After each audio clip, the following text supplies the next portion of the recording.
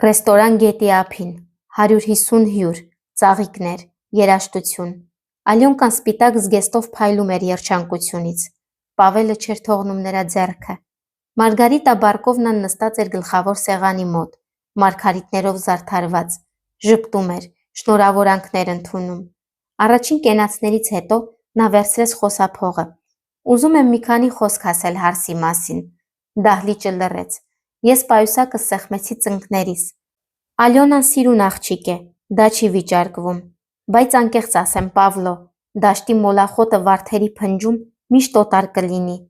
Հասկացիր, անարմատ է նա։ Շան արյունը վաղ թե ուշ դուրս կգա։ Ալյոնկան քարացավ։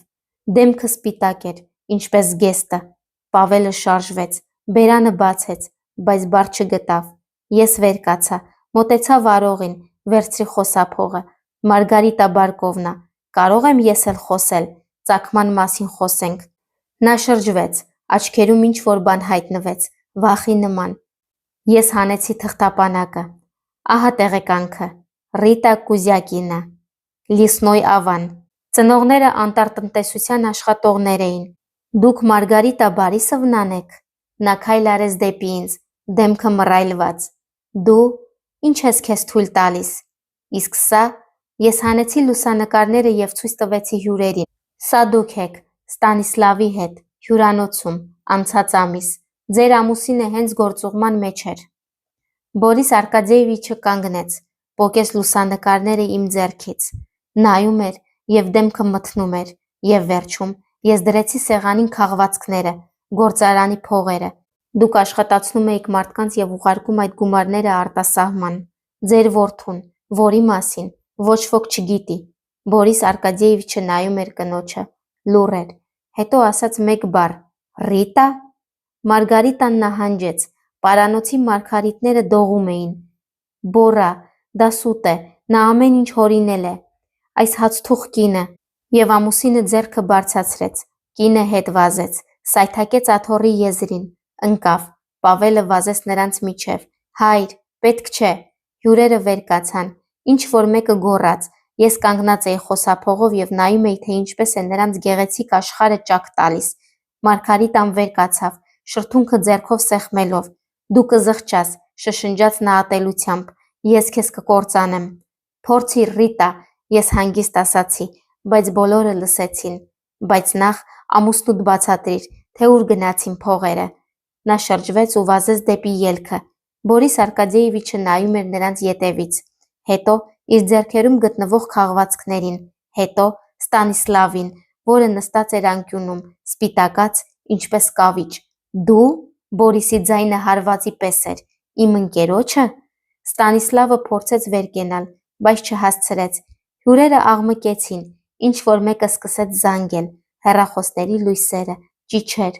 Ալյոնկան մոտեցավ ինձ, նայեց այնպես, կարծես առաջին անգամ էր տեսնում։ Մամ, ինչի համար։ Որովհետև դու իմ աղջիկն ես, և ոչ ոք իրավունք չունի քեզ անարմատ անվանել։ Ալյոնկան իրերը հավաքում էր 3 օր հետո։ Ես կանգնած էի դռան մոտ և նայում էի, ինչպես է նա պայուսակի մեջ հագուստը դասավորում։ Դու ամեն ինչ կործանեցիր։ Նա չէր շրջվում։ Ես կարող էի երջանիկ լինել։ Մեր ու Պավելի մոտ ամեն ինչ նորմալ էր։ Աղջիկս։ Չէ, մամ, դու ընտրեցիր քո ճշմարտությունը, իմ կյանքի փոխարեն։ Կարծում ես ես քեզ շնորհակալ կլինեմ։ Նա քեզ անվանեց անարմատ, բոլորի ներկայությամբ։ Դու ուզում էիր ապրել այդպես։ Ես ուզում էի ապրել Պավելի հետ։ Նա շրջվեց, և ես տեսա արցունքները։ Իսկ հիմա նրա հայրը հետաքննության տակ է, մայրը անհետացել է, ամեն ինչ փլվեց, և Պավելը ինձ նայել չի կարող, որովհետև ես հիշեցնում եմ նրան այդ մղձավանջը։ Նա փակեց պայուսակը, վերցրեց բաճկոնը։ Գնում եմ մորաքրոջս մոտ, այստեղ ես այլևս անելիք չունեմ։ Ալյոն, սպասիր։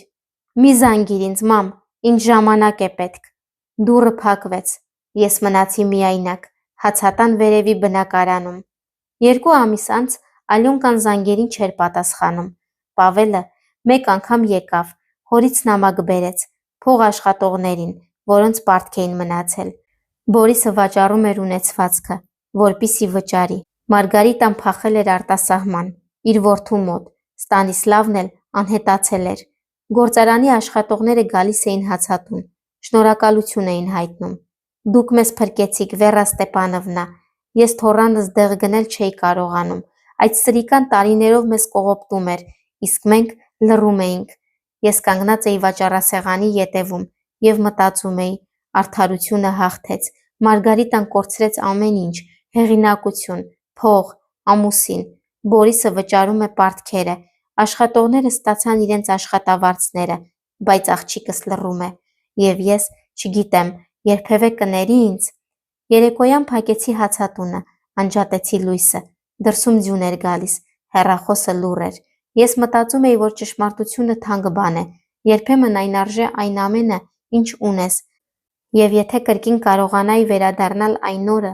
ռեստորանում, խոսափողը ձեռքիս, ես կրկին նույնը կանեի, որովհետև ոչ ոք իրավունք չունի իմ աղջկան անարմատ անվանել։